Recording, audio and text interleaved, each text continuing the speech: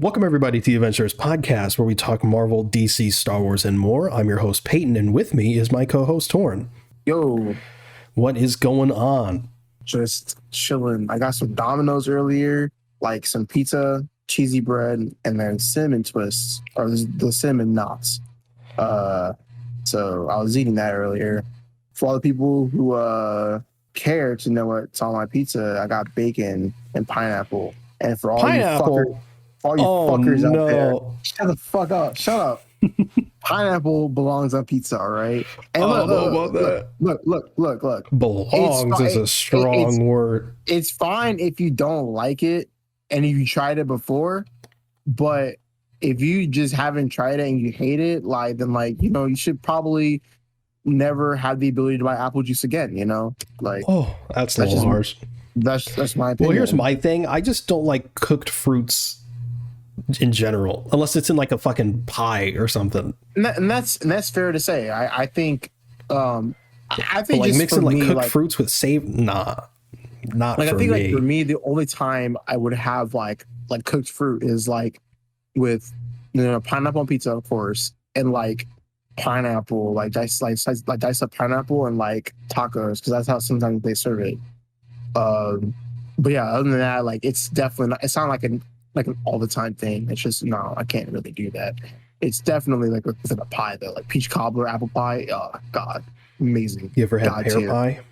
Never had pear pie. That sounds delicious. I've only had it once. My grandmother, on my dad's side, made it for me. This is probably over a decade ago now. But she made pear pie. It was the fucking best pie I've ever had. I was like, God damn. They say this is pear pie, no apples? Crazy. It's delicious. And pears are just amazing, bro. Like most underrated fruit. They are. Man, delicious. Well, speaking of good stuff, you watch anything good recently? Yesterday I watched the Boondock Saints, where they said the N-word 1,000 times. Could have sworn Tarantino wrote it. They also said the F slur like a few times. For sure he didn't? No, because it's written and directed by Troy Duffy. Damn it. But yeah, that Boondock Saints was good. And recently I just watched The Godfather. That is a good film. Is it great? Well, no, until I watched the second one, because I heard the second one like recontextualizes the first one a lot. Because I know the second one acts like as a prequel and a sequel. So we'll see whenever I watch it. It's a 3-hour film, so I gotta have time to like relax. But yeah, Godfather, great film. I'm gonna get to it eventually. Yeah, it's so like it's one of those things where it's like it's definitely like a progress. Like you have to like sit there and pay attention. Yeah. But when the action hits, it hits. Like it's crazy. But it's awesome though. It's pretty good. And it's also weird like seeing like a young Al Pacino and a young Robert De Niro. Not that he's in the movie, but I'm just saying in general, like it's like, damn, that's Robert De Niro. That's like kind of hard to believe. I've always seen like Robert De Niro and Al Pacino when they're like older. So going back and watching them when they're young, it's like it's two completely different actors. But it's cool though. I really enjoyed it. And I think maybe if I can tonight, I want to watch just something on Netflix. I was thinking about watching one of the movies that came out recently. Something like animated or whatever. I don't know. We'll see. I just finished the Batman Unburied podcast with it was pretty good. I feel like a lot of scripted podcasts like end kind of abruptly. Not abruptly, I don't know if that's the word, but you know how people complain about like the Marvel finales. I feel like these scripted podcasts are kind of the same way. It was good. It was good. I really liked some of the concepts in the podcast. I don't want to get into it too deeply because spoilers. I mean, they are pretty interesting, but This is the podcast with Winston Duke as Batman. He's good. He's good, except his Batman voice it sounds like he's trying to do a Venom impression. I'm just like, it's not there. Mr. Winston Duke, no offense. But it was kind of hard to take him seriously in those scenes. But yeah, the story was great, written by David S. Goyer, so not really a surprise there.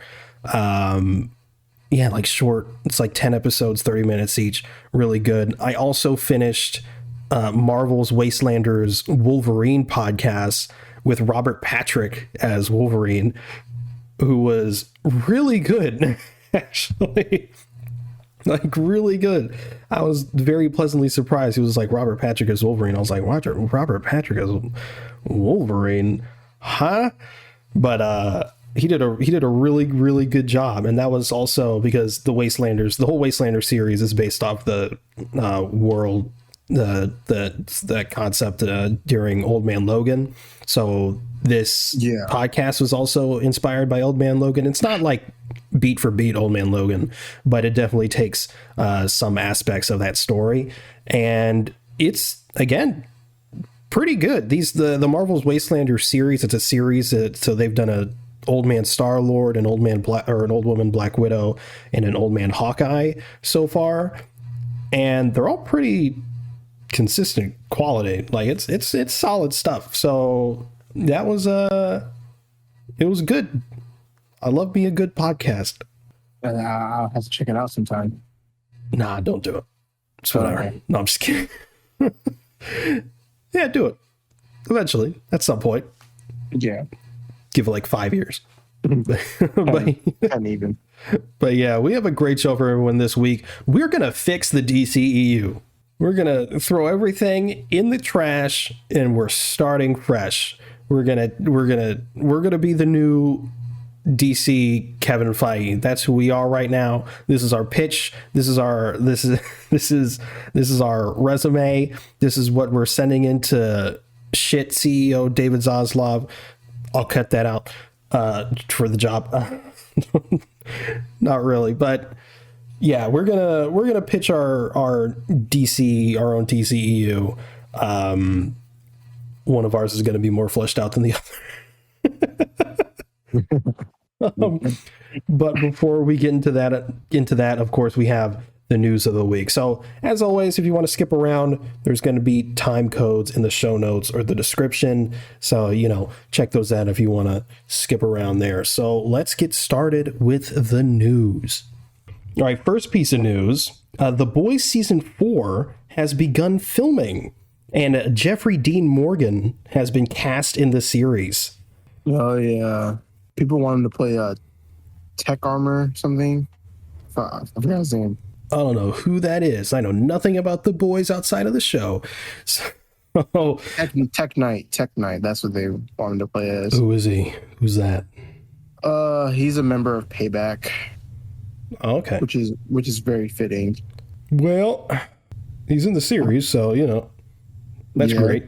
I'm very excited for who he's gonna play. He's probably gonna. That's such a great addition to that universe. Jeffrey Dean Morgan, like what a perfect fit. Oh, that's gonna be really great. I'm very excited for that. But next piece of news: in an interview with The Wrap, Dan Harmon says a Community movie is happening, and he adds that there is a story outline for the film and negotiations are underway. Finally. Yes. Finally, man. Finally. I mean, there's still always a chance that it doesn't happen, but god damn it. At least there's an attempt. Oh, I need it. That's all. I don't even care if it's bad. I just need it to happen. Facts. All the cast are on board and stuff. Like, it's there. I want that hashtag to be complete. 6 seasons in a movie. Exactly. The Rooster brothers are down to direct. Like, perfect. All the ingredients Very are there. perfect. It just needs to be put in a bowl, mixed together, and baked and served to the world. But Facts. yeah, next piece of news. The Last of Us HBO series got a little clip release. There's a little clip in like a HBO Max sizzle reel, or I guess an HBO sizzle, whatever. It looks great. It looks so good. I'm so excited for it. That's awesome. People are being assholes about it. I know they are. Joel said a little too fast. Like they're not gonna copy the game like beat for beat, bar for bar. My God, but Pedro Pascal sounds so good. I know. I was not expecting him to actually like do a Joel voice. I thought he would just like do Pedro Pascal. No, he said it. Oh, he sounds so good. He sounds so good. I wonder if he met with Troy Baker. I doubt he did. Unless he did. I don't know. God damn. But You may never know. most people are complaining about Bella Ramsey as Ellie because they were like, she sounds nothing like her. Who gives a shit? She's not her. Ashley Johnson has a very specific voice. I don't think they were going to ever find an actress that sounds like her.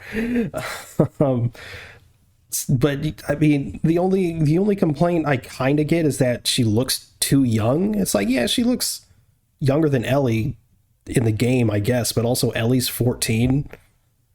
Yeah. And she's actually, how old is Bella Ramsey? She's 18. She's not. Which you want to bet? She's 18. I told you. What? I was gonna assume like 15 or 16. What the hell? That's crazy. In one pic of like her like in Game of Thrones, she looks tiny. Because she is tiny. She's like small, bro. She's 18. That's fucking nuts. I never would have guessed that in a million years. Hey, how old do you think Bella Ramsey is? I don't know, fucking 12? Like, it's like, I say it all the time, and I'll keep saying it. Performance over everything. Performance over looks. Performance over comic or game accuracy in this case. Like, y'all gotta fucking chill. Because if she just portrays, you know, like it's not meant to be a fucking imitation or an impression. Like, she can make it her own. But you know, that's exactly what like adaptations are for, to provide a different perspective exactly. on the material. People just gotta give shit a chance, man. People just gotta give shit a chance. People are like, why would I watch this when I can just go play the game? I'm like, because it'd be different, weirdo. And also, a lot of people, like, it's such a fucking great and rich story, and a lot of people can't play. Like, I know for a fact my dad would love The Last of Us, but he doesn't play games. Like, he can't even move and look around at the same time. You know what I mean? So, like, to have a form to tell that story in that he can actually enjoy the story in is fucking great. I'm very excited for him to see it. Yeah, that's that piece of news. Moving on to some Star Wars news. Star Wars Jedi Survivor will reportedly release in March 2023. I am here yet again, on my knees, begging, pleading, Respawn, please, if there are spiders in this game, add an arachnophobia mode where it just takes them out or changes the model or something, please. I want to play the game on release, but I need more information on the game. I'm gonna DM Respawn. Hey, excuse me, does Jedi Survivor have spooters in it? I don't know if I can play it with spooters. I live a sad existence. Hey man, imagine being afraid of fucking squids. I guess that's a bit more obscure. Yeah. I can't like live a normal life without like I scroll past ocean videos all the time, bro. Like, how'd you feel about the boar gullet scene in Rogue One? The what? The boar gullet scene in Rogue One? Where Forrest Whitaker was like, boar gullet is the mind, or whatever, your mind will break. Oh, yeah, that scene. Yeah, I was terrified. Wait, hold on. Let me look it up. I can't spell. I can't. What the heck? I don't know how you spell it. How do you spell that? I assume it's Borr. Oh, I see it. I see it. Oh, yeah, that shit terrifies me, bro. Yeah, See, I wouldn't that's even be able to look it up if I was. yeah. I just saw like a little picture of it, and yeah, I'm getting kind of chilly right now. You know. Yeah, that was horrible. And what made it even crazy is that I saw Rogue One opening night at 10 p.m. So you can imagine how I felt during that moment. Boy color. It like crawls into frame. You just hear it in the back of the room. No, I was petrified. Just I had no choice, like not to move. So I can't even. My favorite superhero is Spider-Man. Like, I don't know how I exist in life. I mean, you would hate the if like they ever adapted like that. Like it was like another Spider-Man. Like Where he turns into a spider. No, he has like there's a Spider-Man like where his suit is like just spiders. Oh no. I forgot like No. Nope. yeah, oh yeah. His name is Spiders Man. Hell no.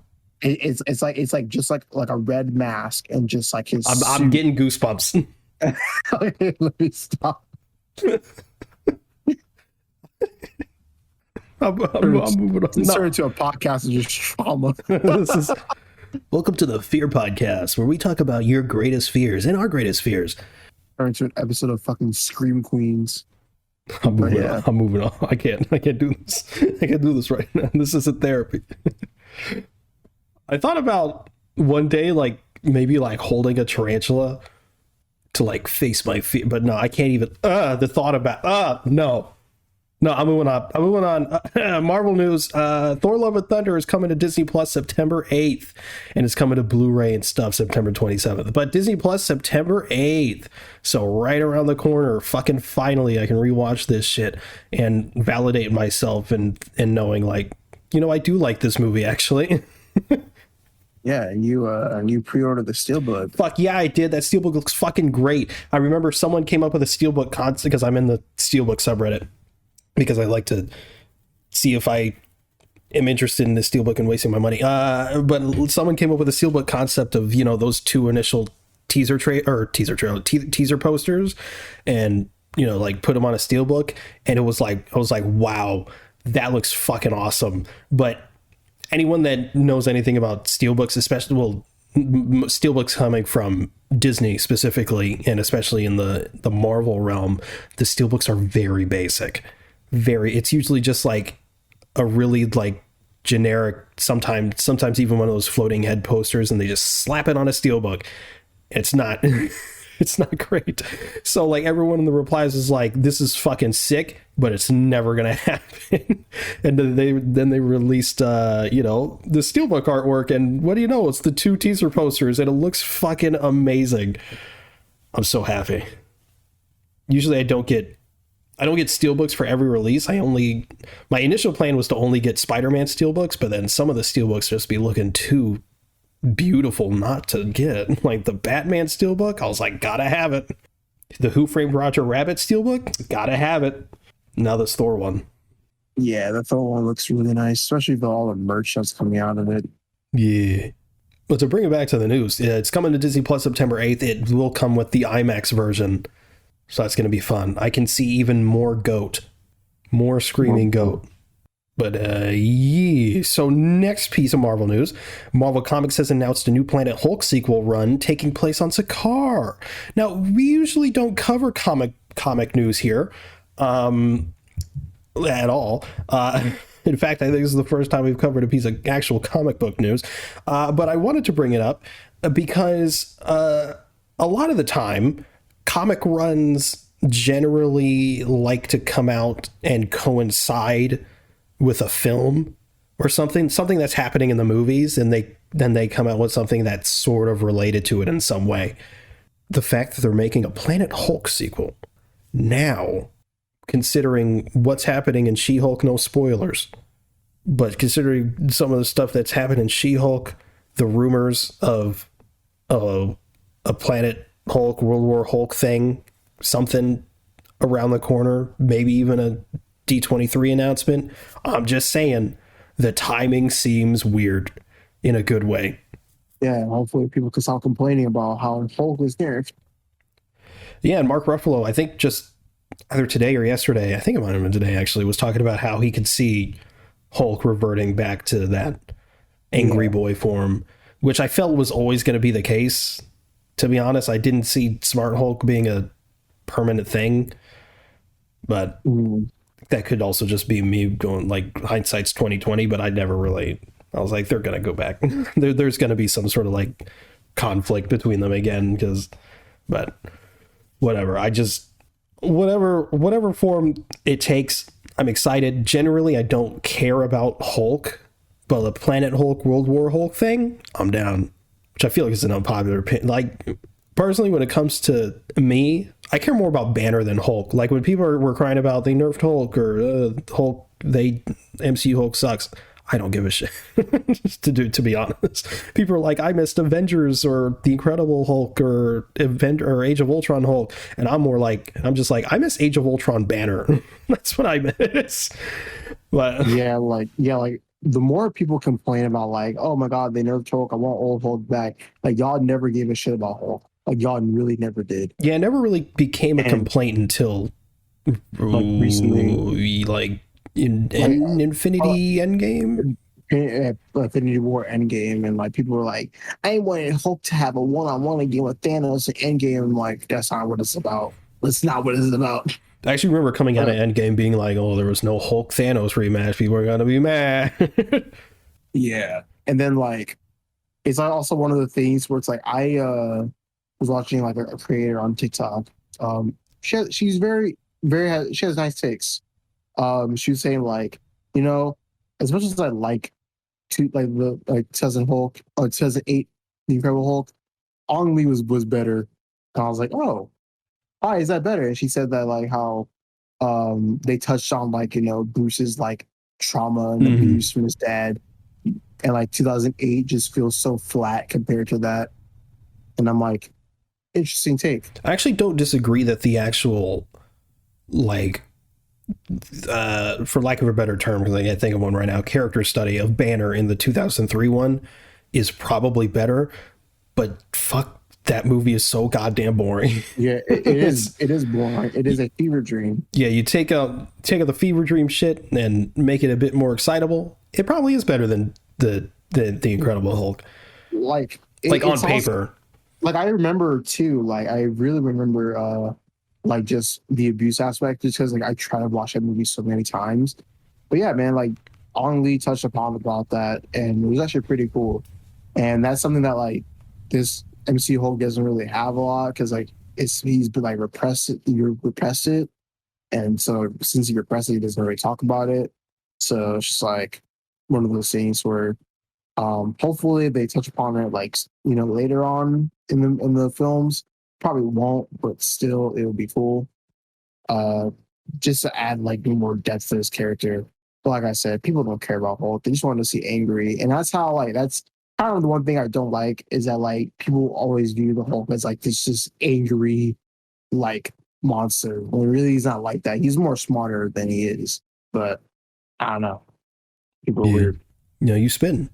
You're absolutely right. If this takes place, because the rumor right now is that the World War Hulk, Planet Hulk, whatever, is going to be, if they can't, it's either they fix the deal with Universal and they can actually just do a Hulk movie now, or they found a loophole, or they came with some like extra agreement with Universal and they're going to do like a 4-part, like big Disney Plus series essentially, but like it's actually going to be like movie level, you know, like quality and budget and stuff like that. So that's the rumor right now, but like it's interesting timing. But yeah, so next piece of Marvel news.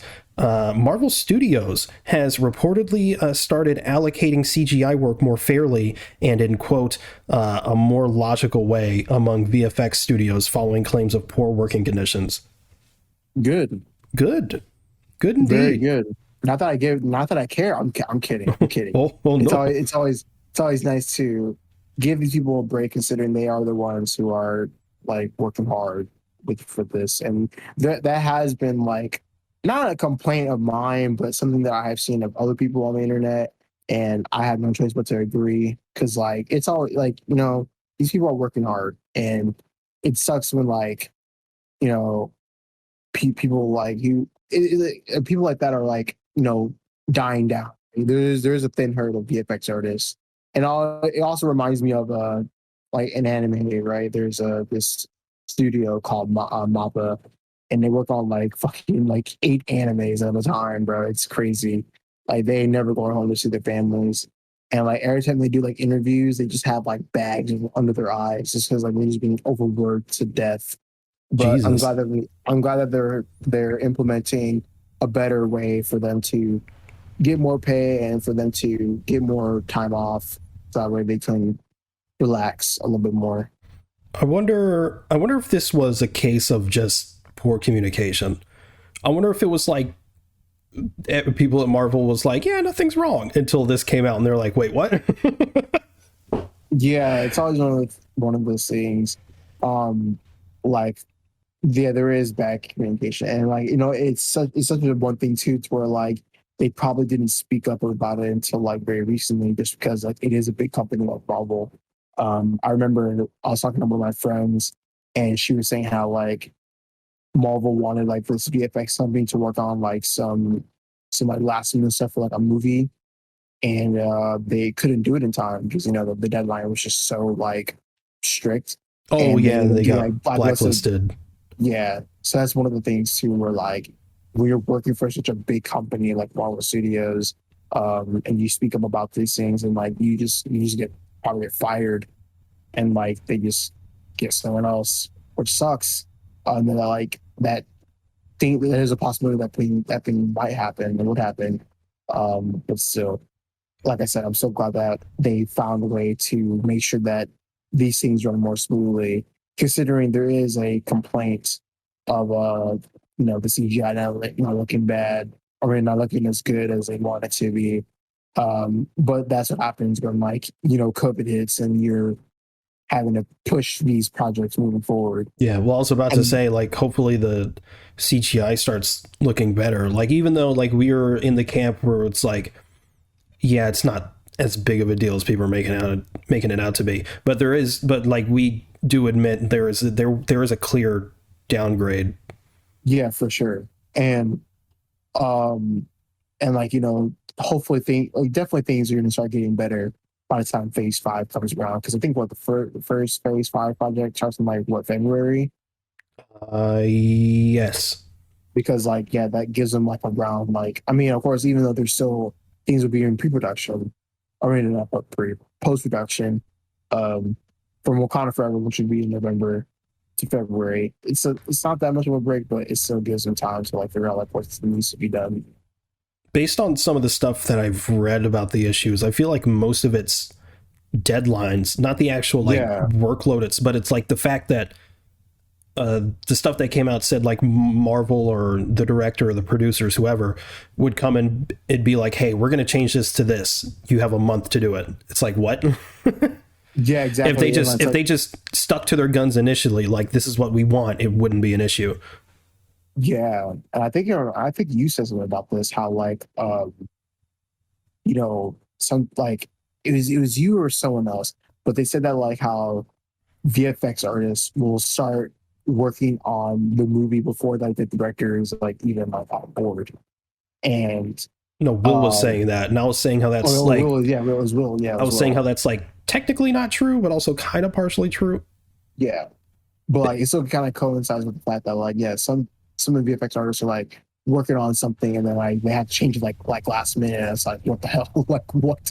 Yeah, Like I was like, damn, I just spent like 48 hours doing this one thing, and now I gotta scrap it and do something else. It's like shit. but yeah, yeah. Hopefully, all this stuff gets better. Definitely. But next piece of Marvel news, this is very exciting, but also comes some bad news with it. But it's mostly good news. The good outweighs the bad. This is according to The Direct. Matt Shakman is rumored to be in talks to direct the MCU's Fantastic Four movie. Yeah, I saw that. Hip, hip, hooray. But because of that, he's dropping out of the Star Trek movie, which kind of sucks because I was looking forward to that. But it's what it is, because he's directing Fantastic Four. Yeah, because like it's one of the things where it's like it would have been nice for him to have him on the Star Trek projects. That way he can incorporate some of the space travel stuff in the Fantastic Four. I know a lot of people are excited to get cautiously optimistic because he directed like a couple of episodes, like 1 or 2 episodes on WandaVision. Like, oh, WandaVision. He directed all of WandaVision. Directed all WandaVision? Yeah. He's one of the few MCU Disney Plus show directors that actually did all the episodes. Yeah, so people were like, WandaVision, so start out great, and then end bad. I'm like, shut up, bro, shut up. He also directed, quite literally, the best seasons of It's Always Sunny in Philadelphia. And he directed a few episodes of Game of Thrones. And speaking of It's Always Sunny, he's worked with the cast before. Does that lead credence to Glenn Howerton being Mr. Fantastic? We'll see. Yeah, super exciting. I mean, if we're going to replace John Watts with anyone, Matt Shakman he's good. I mean, as much as I wish it was Peyton Reed. Yeah. He deserves something, man. Give him something. Give him a little taste, please. Man's fiending for the Fantastic Four. But he's also got his, he's busy with Ant-Man. But yeah, that is it for the Marvel news. Moving on to some DC news. I already know, man. There's some good news, I guess. But this is according to TV Line. Batman Caped Crusader is no longer moving forward at HBO Max. Yeah, that's horrible. Luckily, it hasn't been outright canceled, as the series is gonna be shopped to other networks and streaming services, which leads into the next piece of news. According to The Hollywood Reporter, Apple TV Plus, Hulu, and Netflix are all already highly interested in acquiring Batman Caped Crusader. So it's kind of good news-ish. Hopefully it gets picked up. Yeah, I mean, I have no doubt it's going to get picked up. But as long as it doesn't get picked up by Netflix, I'm happy. But yeah, fuck. Oh, thank God this wasn't just completely canceled. It was one of my most anticipated projects out of DC. And for it to just be like, hey, it's canceled, I would have fucking lost it. Yeah, next piece of DC news. This is, again, according to The Hollywood Reporter. Individuals that worked on Batgirl are attending funeral screenings of the film on the Warner Brothers lot before the film is locked away forever in a vault. Someone leak it, please. Film it and leak it. Someone better hide a fucking, 4K, 6K camera. Put on those spectacle Snapchat glasses that they released. Put a fucking 200mm lens on that bitch and start recording, bro. I swear to God. Camouflage that camera and upload it and go off the grid, whoever does it. True. You will get hunted. True. Oh, please get leaked. I want us to get leaked. Oh, but fuck, man. I want this film to get leaked. Joking, by the way. I want this film to get leaked to the point where, they just remake the film or they bring it back. Well, they can't remake it, but I want them to bring it back. But of course, tax fair it off. But I just want to see it. Same. That's all I want. Same. Well, next piece of Marvel news, or DC news, excuse me. Matt Reeves has signed an overall first-look deal with Warner Brothers to develop upcoming films for the studio. The writing process, this actually contradicts what we talked about, I think, last week. Apparently, the writing process for the Batman 2 actually hasn't begun yet, but is expected to in the coming weeks with Matt Reeves and Mattson Tomlin, who wrote Batman the Imposter, which is, I think it's like a sequel book to the Batman or something. So pretty cool that the Batman 2 is not dead, but they'd be insane to cancel that. So it's also not all that surprising, but good for Matt Reeves to get a first look deal with Warner Brothers, but also maybe not great because Warner Brothers fucking sucks. But yeah, Warner Brothers executive Michael DeLuca said, quote, We're making an investment for whatever Matt feels a pull toward in the Batman universe and otherwise. He has an open invitation to go wherever his interests take him. So good for him, I guess. Right. Matt Reeves should say, hey, we should bring back Batgirl. What if we did that? That's a crazy idea, isn't it? Imagine Warner Bros. Would be shitting their fucking pants if they heard that. And Matt Reeves, our savior. go DM him on Twitter. Next piece of DC news. Again, this is according to the Hollywood Reporter and is the next episode on our ongoing series, Ezra Miller Updates. So Ezra Miller recently met with Warner Brothers film chairs Michael DeLuca and Pam Abdy to apologize for bringing negative attention to The Flash and to discuss how to stay on course going forward. So he should be in jail. So weird that he's meeting up with the Warner Brothers executives or whatever, but it's not over yet because apparently Ezra Miller is said to, quote, not have minded the stream of bad headlines, but were spooked by the possibility of The Flash being canceled and has now promised to seek professional help. What? He was like, I actually don't regret anything I did, but because my movie's about to get canceled, I'm gonna do something about it. Bruh. What the fuck, man? Jesus. I have no words. Neither do I. Put him in jail. Them. Fuck. Put them in jail. Next piece of DC news. Hey, remember last week, I think it was, or I think it was the week before maybe, or maybe even the week before that. But you remember when we were talking about how DC and Warner Brothers and David Zaslav were thinking about changing the dates to Shazam and Aquaman?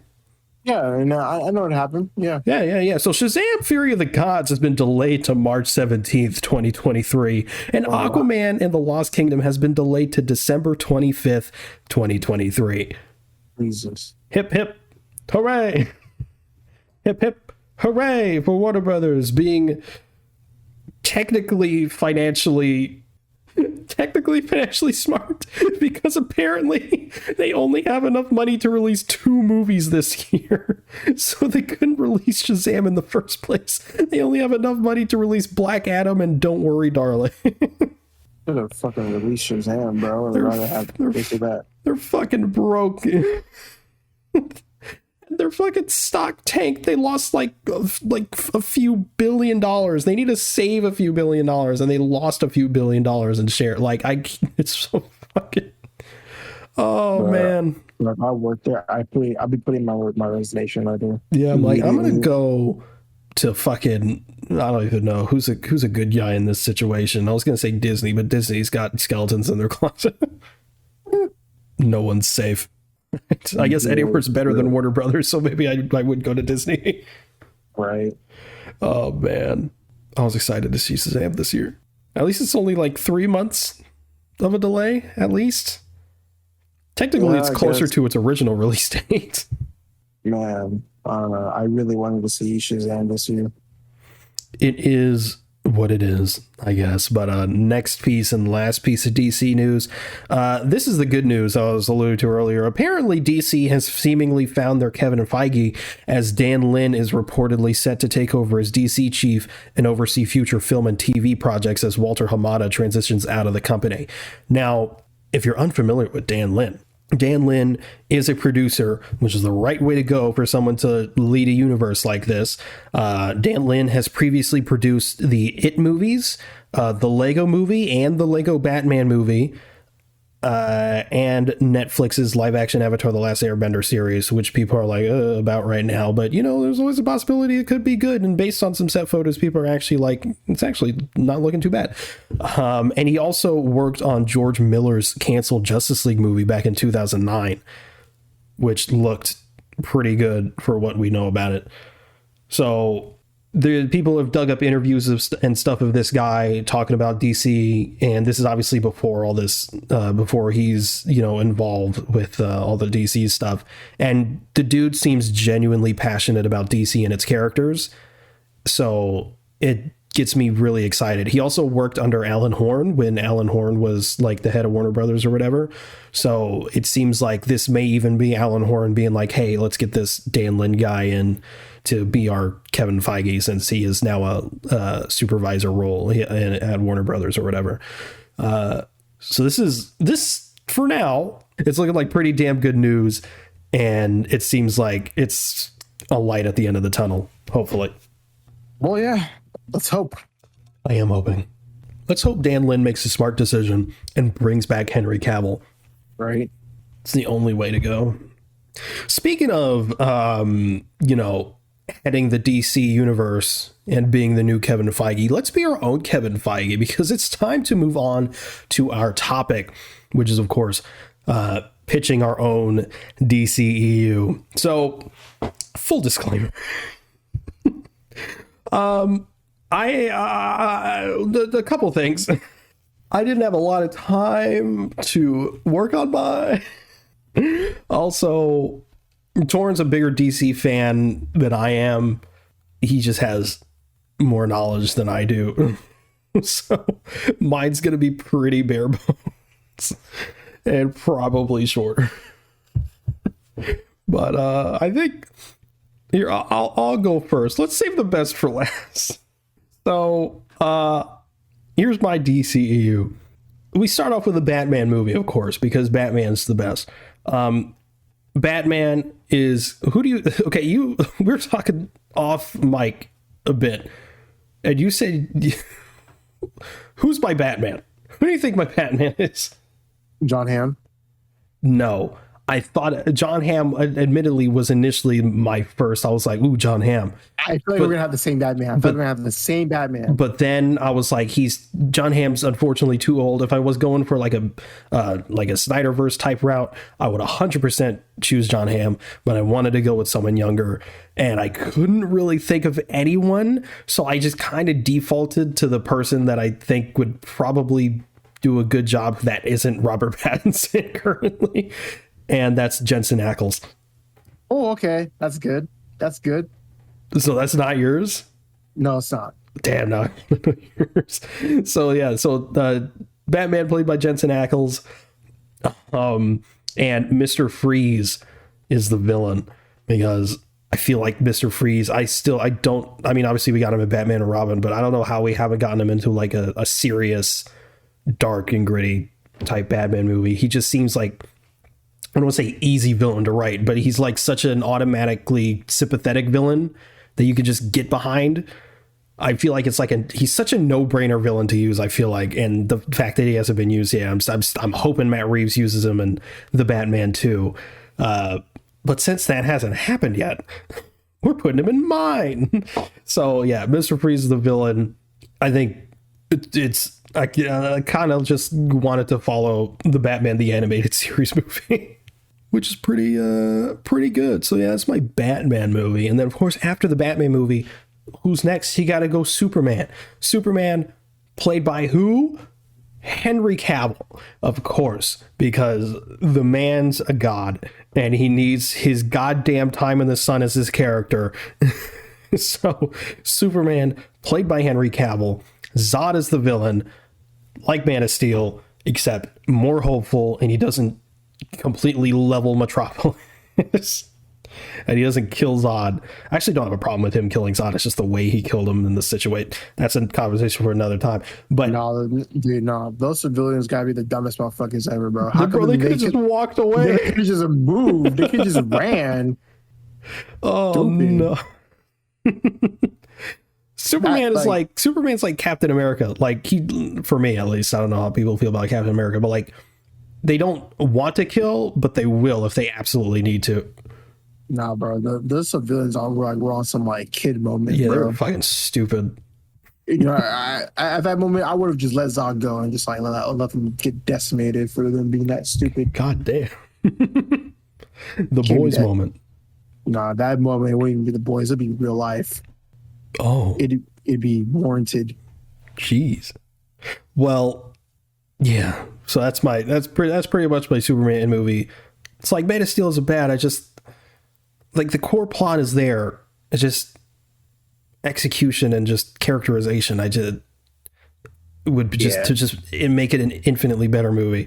But yeah. So next is Wonder Woman. Honestly, Keep it the same as the normal Wonder Woman movie, except just fix the third act and make it not just gray and dust and fucking lightning everywhere. Other than that, keep it the same. It's good. Kind of nailed it. So then the next film is Justice League, and this is where we introduce in sort of like a Hawkeye, Black Widow-ish sort of way, where we bring in Aquaman and the Flash, and so we don't have their origins. They show up. It's like, okay, they're heroes in their own right already, and we'll get to them later. But Lucas Till is the Flash, because he should have been the Flash to begin with, and Jason Momoa is still Aquaman because he's a damn good choice. Lex Luthor, I think, should actually be the villain of the Justice League movie. I was thinking of another villain, but I actually thought he would fit better in Justice League 2 than the first Justice League movie. So I thought Lex Luthor would actually be an interesting villain to go up against the Justice League. I thought about him being the villain in the first Superman movie, but I didn't think it made sense to have Superman arrive and then Lex Luthor just like instantly becomes the villain. I feel like Superman has to show who he is and what he's capable of before Lex Luthor is like, fuck this guy. You know what I mean? So Lex Luthor is the villain in the Justice League movie because he goes after Superman, but he also wants to like go after the rest of the league as well, because he's sort of like, in this universe, he's almost sort of like a Zemo, where he's like, I just fuck super people. You know what I mean? So he wants to take out the whole league. So he is the villain there. But then after that, we have Batman 2 with Poison Ivy as the villain, and a young Robin is introduced. I couldn't think of who to play Poison Ivy. I did want to go with a basic answer like Megan Fox, but admittedly, she'd be pretty good. I know a lot of people say Emma Stone too. I don't know if I see Emma Stone as... I could see Emma Stone doing like the Pamela Isley stuff. I don't know if I could see... Although she did Cruella, and Cruella was pretty good as far as her performance goes, at least. So maybe she would be a good Poison Ivy. Fuck it. I'll go with Emma Stone. Emma Stone is Poison Ivy. And yeah, Robin's introduced. Couldn't really think of where to bring the story with this one. I just thought Ivy is an interesting villain who we haven't really seen in a legitimate sense. Obviously we saw her in Batman and Robin again. But I think she'd be really interesting. And Robin, I want to introduce Robin early because I also want to do a Teen Titans movie. Unfortunately, that Teen Titans movie wouldn't come until like after Endgame, which, by the way, we're stopping at like the Endgame equivalent. Otherwise, this podcast would be 15 hours long. So I think Torn has some bonus ones, but yeah, so that's Batman 2. The next one is The Flash. Reverse Flash is the villain, of course, played by Michael C. Hall or Anthony Starr. I couldn't think of which I couldn't think of which one to choose, but I think I'd probably go with Michael C. Hall because I feel like I don't want to typecast Anthony Starr, you know what I mean? So yeah, probably Michael C. Hall. It's going to be an origin story. I'd like to tweak it slightly from this just to differentiate it from the CW version, because it's the CW version. But it's a damn good origin. I mean, obviously, you know, I mean, Michael C. Hall would be fucking great as Reverse Flash. So that's that there. Again, Lucas Till would be Barry Allen. Yeah, so that's the Flash movie. Superman 2 would then come out, and it would introduce Martian Manhunter, played by Digimon Hansu. This man's in everything, but he'd be a good Martian Manhunter. So, yeah, I chose him. Brainiac would be the villain of this one, but he loses. Superman straight up loses to Brainiac. Brainiac straight up, he doesn't necessarily win, but he goes, Superman can't really stop him, and the movie ends on a cliffhanger. And then we move on to Wonder Woman 2 with Medusa as the villain. I don't know shit about Wonder Woman and her rogues gallery, so that's just it. And then we move on to Justice League 2 with the introduction of Jon Stewart as Green Lantern, played by John Boyega, and Brainiac is once again the villain with the carryover from Superman 2, and he fucking just is a menace to the Justice League. So not much. Moving on to Batman 3. Hugo Strange is the villain.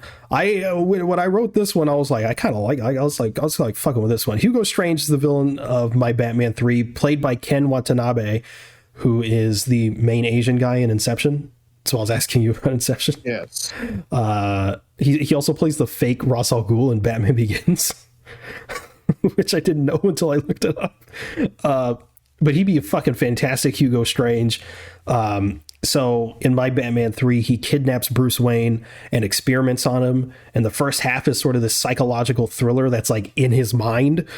And then eventually he escapes his like mind prison that Hugo Strange put him in. And the second half of the movie is Strange influencing a bunch of smaller villains in Batman's rogues gallery to go after him. And all these villains would be like villains that are like kind of iconic Batman villains, but aren't big enough to like be the main villain in a Batman movie. So they get their time to shine, and it's a bunch of them. So it's just a fucking brawl. You know what I mean? I think that would be fucking cool, bro. Yeah, so that'd be sick. So that's that. And then Green Lantern with Sinestro as the villain, played by Mark Strong, because the man was pitch perfect and he was wasted in a shit movie. So John Boyega's back as Jon Stewart, introducing Hal Jordan also, because I think I like the idea of having two human lanterns and having them bounce off each other instead of just going solo all the time. So I couldn't think of who to do Hal Jordan, because I feel like the default answer is Tom Cruise, but he's too old. I thought about Zac Efron, but I don't know about that either. I couldn't think of a Hal Jordan. I really couldn't. So just for default's sake, we'll say Zac Efron. But then the next movie would be Shazam. Literally keep it exactly the same as the actual movie. Keep it exactly the same. Nothing needs to change. Then we move on to Superman 3. Superman 3 would be a Civil War type event, like a Justice League 2.5, and it would be the death of Superman. So Doomsday is the villain. You actually build up with this version of Superman. So when he dies, there's an actual impact. So yeah, this is the death of Superman. And then this is again one of those things where like Snyder had like interesting and good ideas. It's just execution was just not fucking there. So Justice League 3 runs around. Darkseid is obviously the villain. The Justice League don't know what's coming at all. They like don't know the threat, and so they only send the main group of the Justice League in. So Batman, Superman, Wonder Woman, Aquaman, Flash, and Superman. Well, not Superman, because he's fucking dead. So Superman doesn't come back until like the very end with a beard and long hair, because that's how it should be, in a black suit. But he's weakened, so he can't overpower Darkseid, and Darkseid overpowers him. So Darkseid acquires the anti-life equation and escapes with Superman. And then I do a Marvel's Phase 6 maneuver, and Justice League 3 and 4 release back to back. So we have Justice League 4, where Darkseid's obviously the villain again ish. Now this time all the heroes know what they're up against, kinda, and so they all team up to stop him. Obviously, Superman is now turned by Darkseid and is essentially the villain of the movie until the third act, where it's Darkseid, and the heroes fight to unbrainwash him essentially in the first two acts. And obviously, it's a fucking superhero movie. They succeed and beat Darkseid. There's my DCEU. Nice. I like that. Was it good for getting it done in like 15, 20 minutes? Pretty good. All right. Good. All right. So here is my DCEU pitch. I'm going to try to make this very fast. I have mine in phases, so I was prepared. I just did it in like 30 minutes. I'm sorry. So I really am. Like, I really wanted to put time into it, but so I was gonna go with Henry Cavill, but I decided to do this. Oh no! First, phase 1, we had Man of Steel. Clark Kent, played by Brandon Routh, must work on being a hero after his world is threatened by General Zod by Michael Shannon. Kind of keep it the same as Man of Steel, but just have Brandon Routh and be more colorful. Like mine. You stole mine. That's it. Pretty much. Kidding. Yeah. So, and then we have the second movie, The Batman. Batman, played by Scott Adkins, must juggle his personal life and his alter ego while trying to uncover the mysterious gang by the Black Mask, Jason Statham. That's what you're talking about, Scott Adkins. Yeah. Oh, and Jason Statham is Black Mask? Mm-hmm. I can see that. Hold on, let me look up Scott Adkins again. He's 44, but he has the physique, and he knows like I remember martial arts. I remember his audition tape. Yeah, and I was like, that's not bad actually. But and oh shit, like I could see it, but I also it makes sense that he's not. Yeah, and also in this movie there is a Joker, but he's in Arkham, and instead of playing by Barry Keoghan, he's played by Bill Skarsgård. Okay, It Boy. So yeah, so the next one is Wonder Woman. Keep it the same. Yep. That's it. But like kind of like you said, in the third act, there's no dust, no lightning. So then my next one is a Green Lantern movie. After being chosen by a following Lantern Corps member, Hal Jordan, played by James Marsden, must use his newfound powers and abilities. Yeah. Great choice. Newfound abilities to stop Sinestro, played by Luke Evans. Luke Evans. Luke Evans. Yes, Luke Evans. So yeah, I can definitely see that. Mm-hmm. And then my next one is the Flash movie. After acquiring his powers as a speedster, it's not an origin movie. This is like after a couple years after he's like Flash. Okay. And like he stops like like just basic like low level criminals or whatever. Barry Allen, played by Lucas Till, must become a big name in Central City by taking down escaped convicts, Heatwave and Captain Cold, played by Wentworth Miller and Dominic Purcell. Oh, bringing him back. Yeah, I'm bringing him back, bro. He is damn good, both of them. Yeah, I know. And you want to know what? Something I want to watch Prison Break with them. Something about Wentworth Miller's voice. First, it fits Captain Cold so well. And his voice is very it's very calm, very sinister, but also sympathetic in a way, and like just a little bit whenever he can be. But yeah, that's it. Gay. So for my next one is the first Justice League.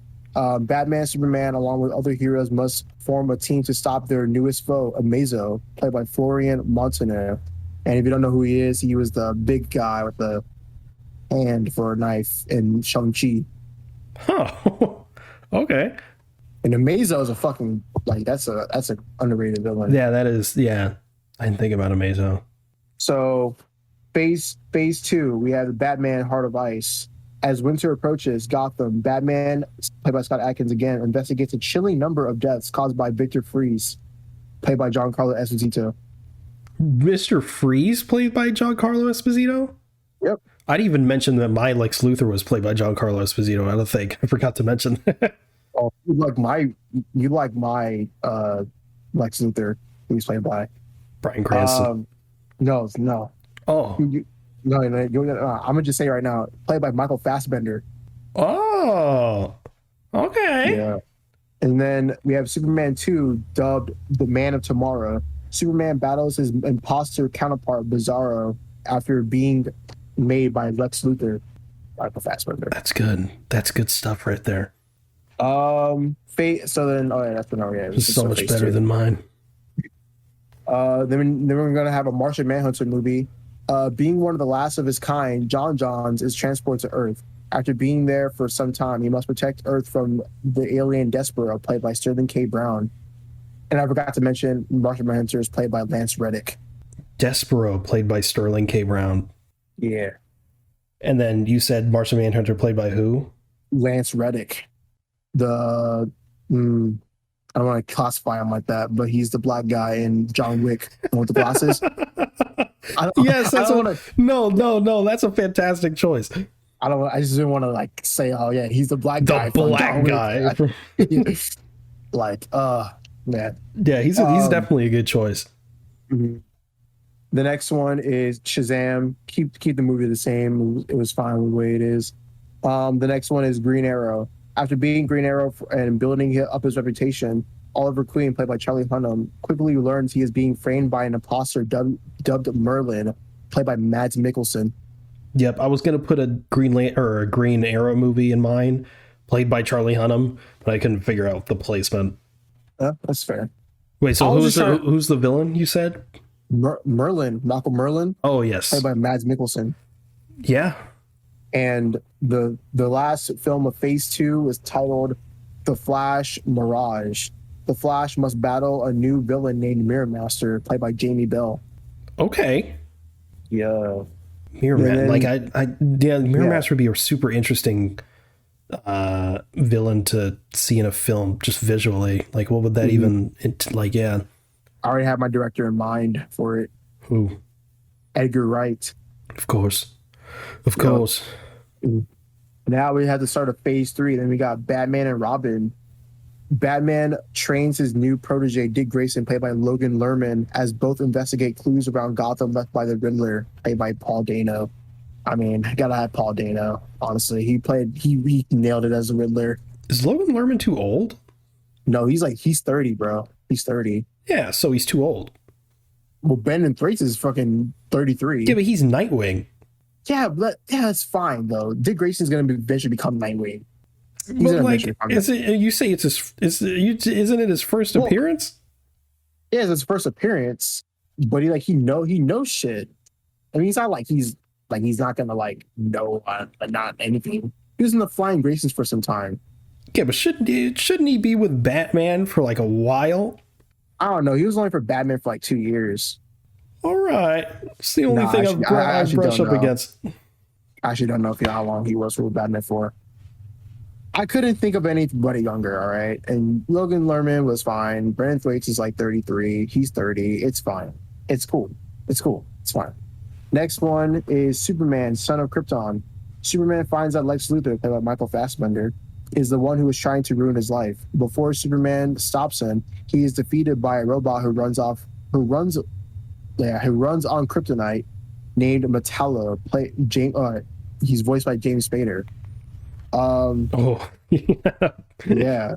And then the next one is the next Wonder Woman movie, Wonder Woman 2, Princess of the Mascara. Wonder Woman returns to the Mascara to find that it is being threatened by Cersei, played by Penelope Cruz. Sorry. Yeah. Penelope Cruz. Cersei is she's a sorceress. Right, the Eternal. Bro, oh my god. Nah, we don't fuck with that cheater over here. Oh no.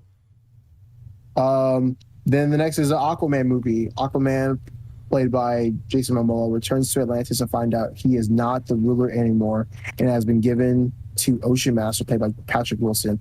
Kind of keeping the same, but I'm removing Black Manta. Only really? Because I want to use him for another movie. And you wanted to stay focused, not have it overstuffed. And I wanted to introduce Aqualad. That's why. So then we have Shazam, Fury of Gods. Keep it the same. I mean, we haven't seen it yet, but I wanted to keep it the same. I'm saving Black Adam for the third movie. Yeah, fair enough. And then we have something different. Next is Dr. Fate. And Khalid Nassour, played by Rami Malek, discovers the helmet of fate and must fight the Lord of Chaos. I didn't cast anybody for the Lord of Chaos, but I might as well just go with either Liam Neeson or Bryan Cranston, something who's intimidating. And there is more of Phase 3. We have Green Lantern Red Rage.